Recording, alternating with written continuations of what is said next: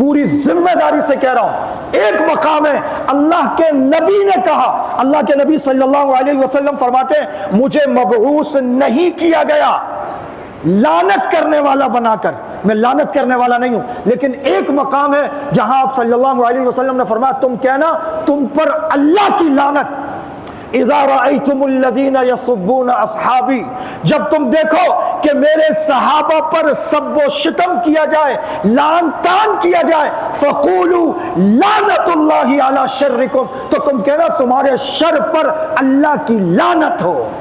یہ ایک مقام ہے آپ صلی اللہ علیہ وسلم کو، یہ صحابہ کی جماعت اتنی پیاری ہے کیونکہ قرآن ان کو دیا، حدیث ان کو دی، علم ان کو دیا، محنت ان پہ کی، تزکیہ ان کا کیا، اللہ کا پورا دین اور ہدایت، وہ ساری کی ساری جماعت جس پر اتنا بھروسہ، اتنی پیاری ہے یہ جماعت۔ آپ صلی اللہ علیہ وسلم نے فرمایا اذا رأیتم الذین یسبون اصحابی، جب تم دیکھو کہ میرے صحابہ پر لعن طعن کیا جا رہا ہو۔ 1400 سال بعد صحابہ نے تمہارا کیا بگاڑا ہے؟